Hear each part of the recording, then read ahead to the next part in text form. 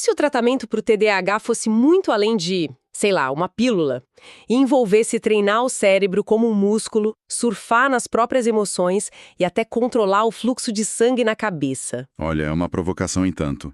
E hoje a gente vai descobrir como isso é cientificamente possível. Pois é, a gente vive sobre aquele velho paradigma de que a desatenção e a impulsividade são meio que falhas de nascença, sabe? Um defeito de hardware que só pode ser corrigido com medicação. Uhum. É o que a maioria pensa. Mas, assim, uma montanha de evidências científicas recentes está literalmente virando essa lógica de cabeça para baixo. Exato. É uma mudança de paradigma absoluta. E o foco da nossa imersão de hoje é justamente destrinchar essa nova fronteira das intervenções não medicamentosas para o transtorno do déficit de atenção e hiperatividade, o TDAH. Sim, a gente mergulhou em uma pilha de artigos científicos, estudos clínicos, revisões sistemáticas para entender o que a ciência mais atual está validando de fato. E o que a gente encontrou revela um arsenal vasto, que vai desde a velha conhecida terapia cognitivo-comportamental até intervenções corporais super profundas e tecnologias de biofeedback que, nossa, parecem ficção científica. Totalmente ficção científica. E para não ficarmos apenas naquela teoria chata, o nosso objetivo aqui é desconstruir a mecânica dessas ferramentas. Com certeza. E para a prática mesmo. Exato. Tipo, como é possível controlar aquele impulso destrutivo em frações de segundo, sabe? Quando o sangue já ferveu. Essa é a pergunta de $1 milhão. Pois é. Qual é a mecânica exata por trás de usar a própria voz ou a imaginação para hackear a atenção?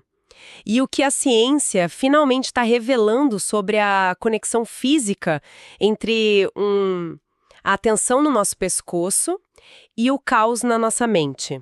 E o mais fascinante de tudo isso é que a literatura científica atual não entrega apenas conceitos abstratos, mas verdadeiros manuais de operação práticos. Perfeito.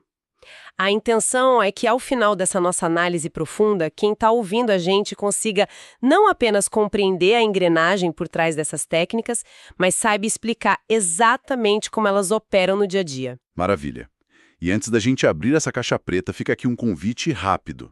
Se mergulhos profundos como este trazem valor e ajudam você a enxergar a mente humana por um novo ângulo, já deixa uma curtida. Isso aí, o apoio de vocês é fundamental. Sim, considere seguir o nosso show na sua plataforma de áudio favorita e, claro, compartilhe essa imersão com quem convive com o TDAH ou simplesmente se interessa por neurociência e psicologia prática. É a melhor forma de apoiar o nosso trabalho. Bom, vamos começar pelo princípio ativo da impulsividade, então. Para entender como intervir, a gente precisa olhar para a biologia da coisa. Vamos lá. O que rola no cérebro? O que realmente acontece na mente de um adulto com TDAH no momento em que a impulsividade, digamos, assume a direção. O problema primário, ele reside nas funções executivas. Que ficam lá no córtex pré-frontal, né? Bem atrás da nossa testa. Exatamente. Essa é a nossa torre de controle. É a área que planeja, inibe impulsos, adia recompensas. Certo, é aquela parte que diz, olha, não come esse doce agora ou não manda essa mensagem com raiva pro seu chefe. Perfeito. É a voz da razão. E em um cérebro com TDAH, essa região apresenta um déficit de ativação ou de maturação. A torre de controle está desorganizada. Tá, faz sentido. E para lidar com isso, a primeira grande linha de defesa documentada nesses estudos é a terapia cognitivo-comportamental, a famosa TCC. Uhum. Ela utiliza o que a gente chama de estratégias top-down, ou seja, de cima para baixo. A ideia central é usar a razão e a cognição para domar o instinto. Mas espera ali, deixa eu entender uma coisa. Se o problema central do TDAH é justamente o fato de o córtex pré-frontal, a nossa razão, não conseguir se organizar... Sim, a falha está lá. Pois é, se ele não tem força suficiente para inibir o impulso, como é que a gente vai usar o pensamento consciente que mora nessa mesma região que está falha para resolver o problema? Olha, Não é meio que pedir para um cego guiar o outro?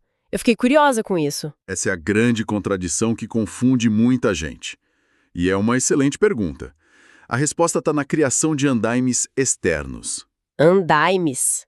Como assim? Como a organização interna natural é mais fraca, a estratégia top-down cria regras e processos externos, forçados e conscientes para compensar essa falha.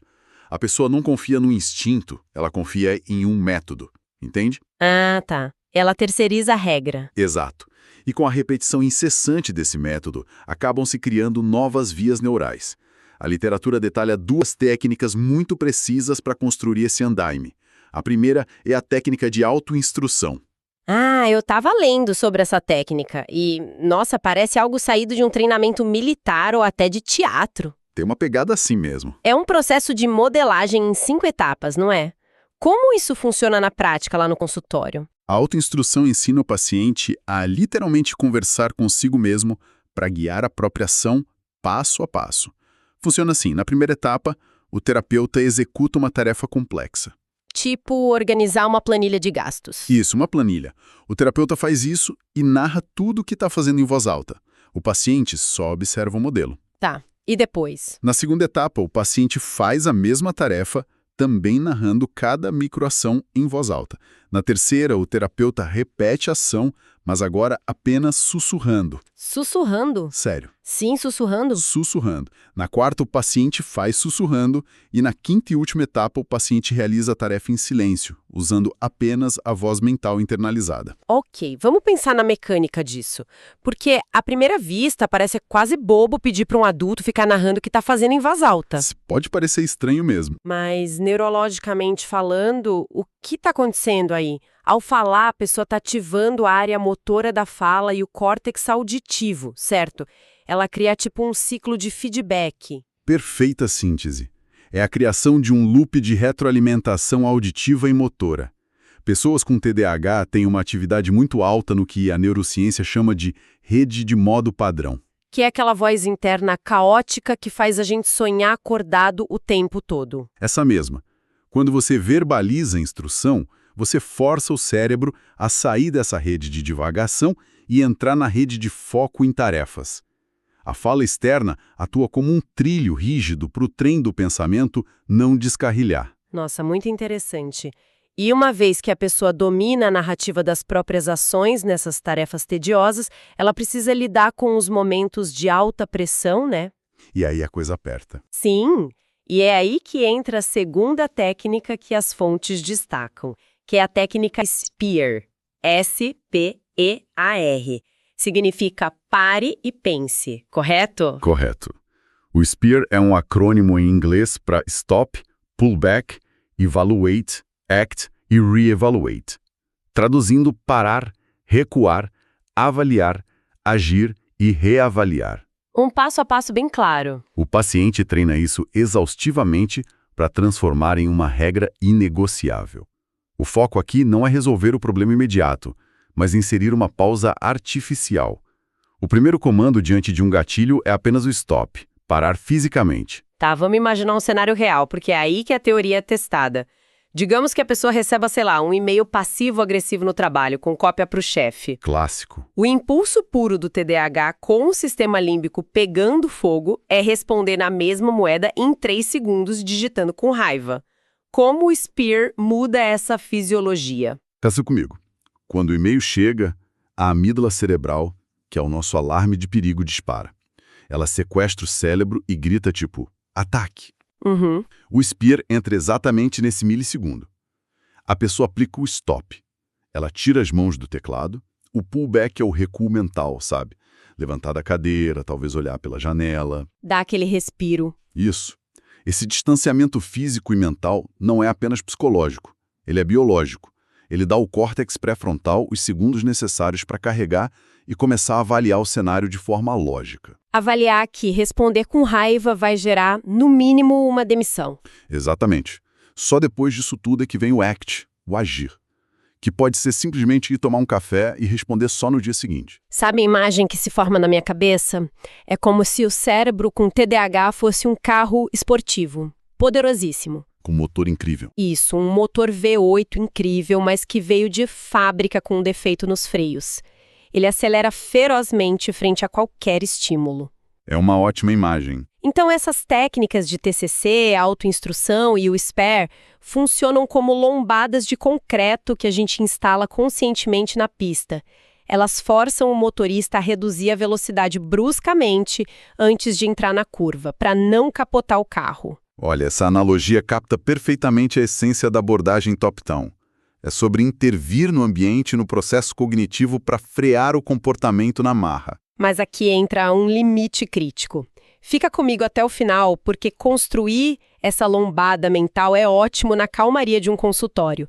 Mas, convenhamos, quando a fúria cega toma conta... Aí a história muda. Quando a emoção vira um incêndio incontrolável, a pessoa pura e simplesmente ignora a lombada e passa por cima de tudo a 200 por hora. Infelizmente, acontece muito. Top-down falha miseravelmente quando a emoção é forte demais. Como é que a gente lida com a máquina quando a razão foi desligada da tomada? E exatamente por reconhecer esse limite prático, que a ciência expandiu as abordagens. Quando o sistema límbico entra em ebulição total, argumentar logicamente consigo mesmo perde totalmente eficácia. Não dá para ser racional com raiva. Não dá. É por isso que os protocolos modernos integram fortemente as estratégias bottom-up, de baixo para cima. Ou seja, regular primeiro a sensação e a emoção no corpo, para só depois tentar acessar a razão. Entramos nas terapias contextuais, então. As famosas terapias de terceira onda. Isso mesmo. Modelos como a terapia comportamental dialética, a TCD, e a terapia cognitiva baseada em mindfulness. Diferente da TCC tradicional, que tenta combater e reestruturar um pensamento disfuncional, o mindfulness introduz uma lógica de não resistência. Não resistir ao impulso. Exato. O objetivo não é lutar contra a vontade impulsiva de fazer algo destrutivo, mas mudar a relação da pessoa com esse impulso. É uma mudança filosófica profunda. Em vez de declarar guerra propriamente dizendo eu não posso pensar nisso, eu tenho que me focar, a pessoa passa a dizer eu estou percebendo esse pensamento impossível surgir e eu não preciso obedecer a ele. Perfeito. Mas como é que os estudos transformam essa ideia abstrata em ferramentas práticas para quem sofre com impulsividade? Um dos exercícios mais documentados e eficazes é a técnica da tela de cinema. O terapeuta treina o paciente para, bem no meio do turbilhão emocional, fechar os olhos e visualizar os próprios pensamentos e impulsos sendo projetados em uma enorme tela prateada. Tipo uma sala de cinema vazia. Isso.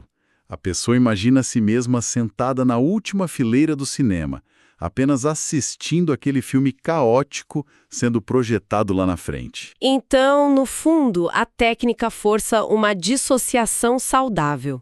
A pessoa vira a plateia da própria mente e não a atriz no palco sofrendo drama. Exatamente isso. Isso me lembra muito um conceito da psicologia chamado disfusão cognitiva. O sofrimento e a impulsividade nascem do fato de que nós nos fundimos com os nossos pensamentos. Totalmente. Se surge a raiva, a gente sente que nós somos a raiva. Quando você joga isso numa tela imaginária, você cria um abismo entre quem você é e o que você está sentindo naquele momento. Brilhante colocação. A disfusão cognitiva é a mecânica exata por trás da técnica. Quando você observa a emoção em uma tela, a urgência de agir simplesmente despenca. Porque não é mais você, é só uma imagem. Exato. Você percebe que o impulso é apenas um dado temporário passando pela sua mente, não uma ordem militar que precisa ser cumprida imediatamente. E isso se conecta direto com a segunda técnica, chamada de surfando as emoções. Surfando as emoções. Qual é o princípio do surf aqui? Indivíduos com TDAH frequentemente entram em espirais destrutivas porque tentam reprimir emoções dolorosas à força, o que gera mais ansiedade, ou cedem imediatamente a elas para tentar aliviar o desconforto logo de cara. É o famoso 8 ou 80? Pois é. Ao surfar, a pessoa aprende que toda emoção, não importa quão aterrorizante ou intensa ela seja, tem a anatomia de uma onda no oceano. Como assim? Ela se forma, sobe, atinge uma crista de intensidade lá no alto, e se ninguém interferir nela, ela inevitavelmente quebra, desce e se dissipa na areia. Entendi. A pessoa, então, não tenta construir um muro de concreto contra a onda. Ela, sobe na prancha. Exatamente. Ela mentalmente rotula o que está sentindo. Tipo, ok, isso é uma onda de pânico ou isso é uma onda de tédio insuportável. E ela simplesmente monitora a sensação física no corpo enquanto a onda sobe e desce, sem mover um único dedo para resolver o problema. Esse é o treinamento. É tolerar o desconforto fisiológico da onda atingindo o pico com a certeza de que ela vai passar. Mas, claro, há um desafio logístico imenso aqui para quem tem o transtorno. Ah, aí que eu queria chegar. Vamos fazer o papel de advogado do diabo rapidinho. Vamos lá. Pedir para um adulto hiperativo que sente que tem um motor ligado a 200 por hora dentro do peito e não consegue ficar parado na cadeira. Sim, é difícil. Pedir para essa pessoa fechar os olhos, sentar imóvel e surfar a onda imaginária da emoção não é uma receita infalível para a tortura e o abandono da terapia? Sem dúvida nenhuma. Seria uma tortura se fosse aplicado dessa forma clássica e monástica que a gente vê por aí. Pois é. A literatura é muito clara sobre os altos índices de abandono quando se tenta forçar práticas tradicionais de meditação em pacientes com TDAH. O segredo da eficácia está nas adaptações para o transtorno. Como são essas adaptações? Ninguém exige mobilidade de 1 hora, por exemplo. As intervenções usam o que a gente chama de espaço de 3 minutos para respirar. Ah, 3 minutos parece muito mais gerenciável. Dá para aguentar. Qual é o protocolo desse espaço? É uma intervenção totalmente tática. É desenhada para quebrar o piloto automático rápido. O primeiro minuto é de verificação profunda, tipo, o que eu estou sentindo no meu corpo agora? Um escaneamento rápido. Isso. O segundo minuto é foco absoluto e exclusivo na sensação física do ar entrando e saindo do nariz. Só isso. E o terceiro minuto é para expandir a consciência para o corpo inteiro como um todo, como ele está ocupando o espaço. Legal. E se mesmo assim a imobilidade nesses 3 minutos ainda for insuportável? Aí os protocolos introduzem o mindfulness em movimento. Yoga ou tipo uma caminhada focada? Exatamente. Práticas de yoga em pé ou alongamento simples, onde a atenção está ancorada na tensão do músculo e no equilíbrio do peso nos pés. A mente da pessoa hiperativa precisa de uma âncora muito mais pesada do que apenas o som ou a sensação da própria respiração. Faz todo sentido. E o movimento físico fornece essa âncora tátil e forte. O que nos fornece a ponte perfeita para o terceiro e último grande pilar da nossa discussão. Porque a gente falou da mente e das regras top-down, falamos da emoção e da aceitação bottom-up, mas onde toda essa ansiedade, essa impulsividade e essa exaustão mental vão morar no final do dia? No tecido físico, né? Nos músculos. O corpo não é só um veículo que carrega um cérebro estressado para lá e para cá. A fisiologia corporal é onde a desatenção também se manifesta fisicamente. E é exatamente isso que a psicopedagogia e as terapias somáticas abordam. A atenção e o relaxamento dependem fundamentalmente do nosso estado corporal. As fontes que nós analisamos destacam fortemente abordagens como a eutonia. Eutonia? Criada pela Gerda Alexander, certo? Isso mesmo. O prefixo eu significa harmonioso, e tonia vem de tônus muscular. Pessoas com TDAH vivem em estado de hipervigilância, acumulando uma rigidez muscular crônica. É quase como se o corpo estivesse sempre preparado para uma briga ou para fugir de um perigo invisível a qualquer momento. Essa é a sensação exata. O corpo não desliga. E como a eutonia ou outras terapias físicas descritas nos estudos desmontam essa armadura de tensão? Porque a gente não está falando apenas de fazer uma massagem no spa para relaxar, certo? Tem uma mudança neurobiológica acontecendo aí. É muito mais profundo que um simples relaxamento. A eutonia usa movimentos de extrema lentidão, explorando o peso dos ossos contra o chão e a percepção milimétrica do espaço interno. Uma consciência corporal muito aguda.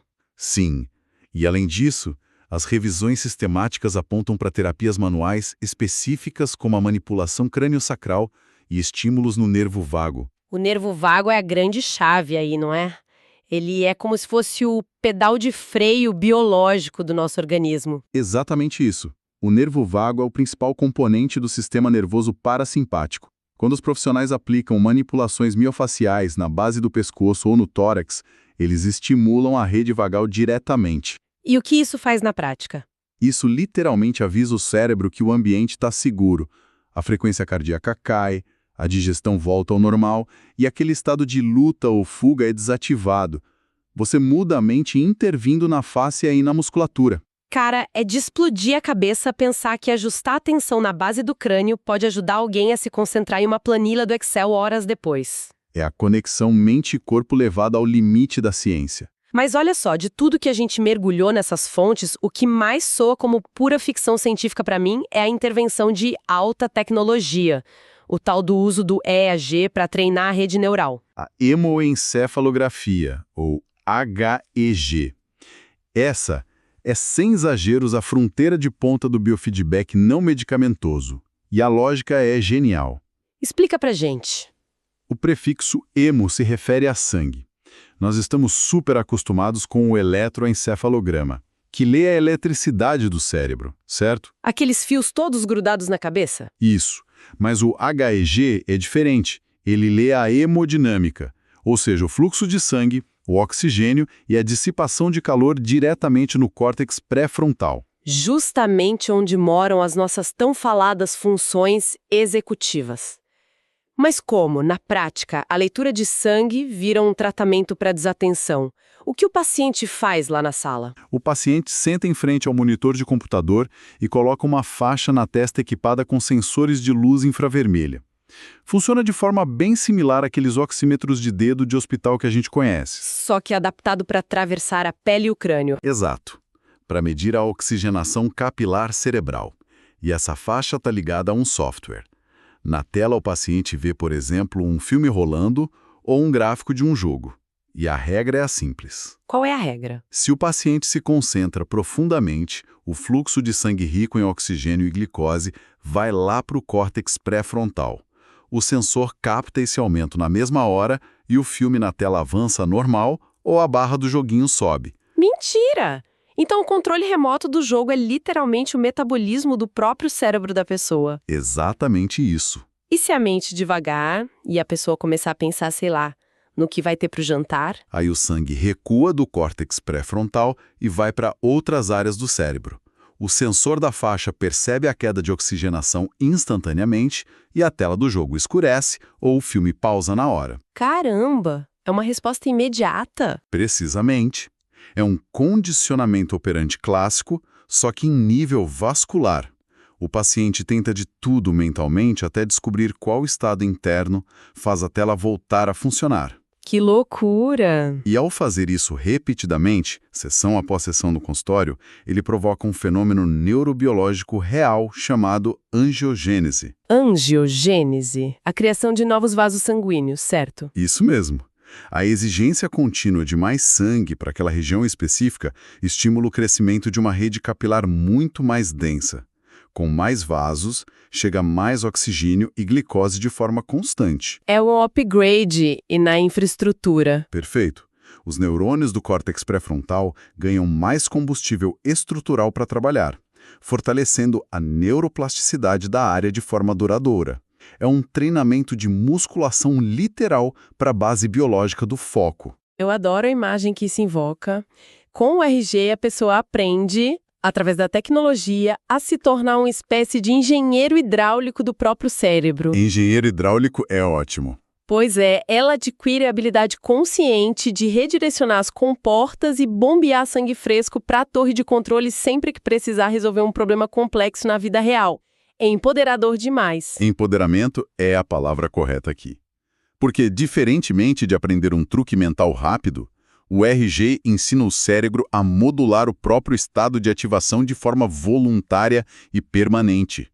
A pessoa altera a sua capacidade biológica de sustentar a atenção. Bom, chegando ao final de todo esse material, o que fica evidente é que a nossa visão tradicional sobre o TDAH estava, no mínimo, muito míope. Com certeza. Reduzir o tratamento apenas a equilibrar neurotransmissores com remédios é ignorar a orquestra inteira focando só em um instrumento, né? O arsenal disponível é vasto, multidimensional e super profundo. Para sintetizarmos nossa jornada de hoje, ficou muito claro que o transtorno pode e deve ser cercado por todos os lados possíveis. Quais são eles? Vimos que é possível domar a mente de cima para baixo com as regras da TCC, instalando aquelas lombadas cognitivas com o Spear Rap e forçando a atenção com a narrativa da própria voz, na autoinstrução. E vimos também como atuar de baixo para cima, não lutando contra a tempestade de emoções impulsivas, mas desconstruindo tudo em uma tela de cinema mental e aprendendo a surfar os picos de ansiedade sem nos afogarmos neles, no limite do nosso próprio corpo com aqueles 3 minutos de respiro. E claro, vimos a ancoragem física desse sistema todo. Desde desativar o alarme de perigo do nosso nervo vago, através da percepção tátil e movimentos super lentos da eutônia, até treinar a própria malha de vasos sanguíneos do cérebro, operando o fluxo de oxigênio com o biofeedback do Hag. São todas peças de um mesmo quebra-cabeça. O cérebro, a emoção e o corpo simplesmente não funcionam isolados. É um verdadeiro mapa integrado para a reconstrução da atenção e da qualidade de vida. Com certeza. E se essa análise profunda desatou alguns nós sobre como o nosso comportamento realmente funciona e abriu a sua mente, fica novamente a nosso pedido. Curta, inscreva-se e compartilhe este conteúdo. E não esquece de comentar aqui embaixo qual dessas técnicas você achou mais curiosa ou qual você vai tentar aplicar amanhã mesmo. Isso.